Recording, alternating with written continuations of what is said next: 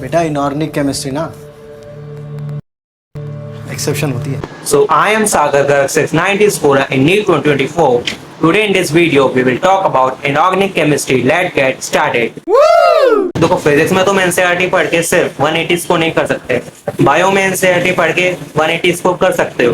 Chemistry में सिर्फ 180 score नहीं कर सकते एनसीईआरटी के थ्रू पर। इनऑर्गेनिक ऐसा सब्जेक्ट है जिसमें तुम 170 प्लस और 180 स्कोर कर सकते हो केवल एनसीईआरटी पढ़ के। ऐसा मैं क्यों बोल रहा हूँ, क्योंकि री नीट 2024 में एक ऐसा क्वेश्चन आया था जिसने बहुत डीप एनसीईआरटी में जाके पूछा था। इस क्वेश्चन का जो सॉल्यूशन है ना, वो एनसीईआरटी के जिस पैराग्राफ में लिखा है, जिसको जाते स्टूडेंट्स अवॉइड कर देते हैं या 1 to 2 टाइम्स पढ़ते हैं और बाद में शायद पढ़ते तक नहीं है। ऐसे ही क्वेश्चन है ना, रैंक डिसाइडिंग क्वेश्चन बन जाते हैं। ऐसा रैंक डिसाइडिंग क्वेश्चन तुम अटेम्प्ट कर पाओ तो इस वीडियो को पूरा लास्ट तक देखो।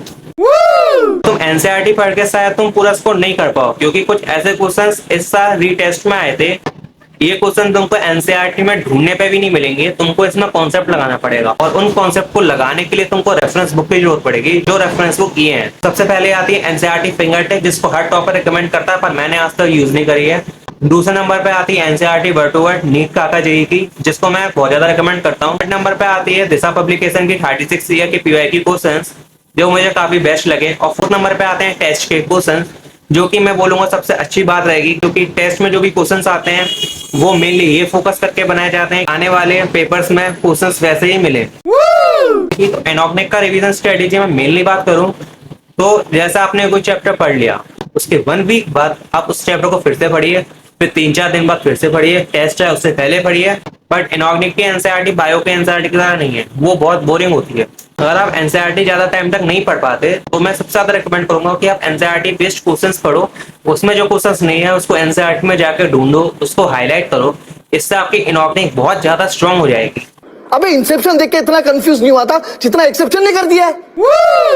तो केमिस्ट्री में जो एक्सेप्शंस होते हैं ना, उनको टैकल करने का सबसे इजी तरीका है कि आप जितनी बार उनको देखोगे पढ़ोगे उतनी आसानी से याद होंगे। तो आपको एक्सेप्शंस के लिए मेनली क्या करना है, जो भी एक्सेप्शंस होते हैं उनको एक पन्ने पे लिखना है और जिस जगह सबसे ज्यादा पढ़ते हो उस जगह उसको स्टिक कर लेना है, जिससे आप जब भी पढ़ोगे तो आप उसके थ्रू गो थ्रू जाओगे, आपको पूरे एक्सेप्शंस अच्छे से याद हो जाएंगे।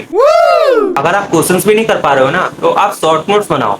बस शॉर्ट नोट्स ऐसे बनाओ कि वो आपकी दिमाग की फोटोग्राफिक मेमोरी में आकर छप जाए। मतलब आपको उसमें ज्यादा फ्लो चार्ट बनाने हैं, आपको एनसीईआरटी लिखनी नहीं है, उसमें आपको फ्लो चार्ट बनाने हैं, डायग्राम बनाने हैं। डायग्राम के थ्रू एक्सप्लेन करना है आपको फ्लो चार्ट के अंदर। तो मैंने मेनली जो शॉर्ट नोट्स बनाए थे उनमें मैंने ब्लॉक के अंदर चीजें रखने का बहुत ज्यादा कोशिश करी है और डिफरेंट डिफरेंट कलर का यूज करा है, जिससे मेरे को आसानी से चीज मेमोराइज हो जाए कि इस कलर से मैंने ये चीज लिखी थी, वहां लिखी थी, तो मैं गलत नहीं करूंगा। अगर मेरे को ऑप्शन याद नहीं आ रहा होगा ना, तो मैं एलिमिनेशन के थ्रू भी कर पाऊंगा। ये मेरे डीएनए ब्लॉक के शॉर्ट नोट्स हैं, जिनको मैंने ऑलमोस्ट 3 पेजेस में कवर कर लिया था। मैंने फोटोग्राफिक मेमोरी पे इतना फोकस इसलिए करा ना, क्योंकि कोऑर्डिनेशन कंपाउंड से क्वेश्चन आया था। इसका एनसीईआरटी में डायग्राम ये देखा है।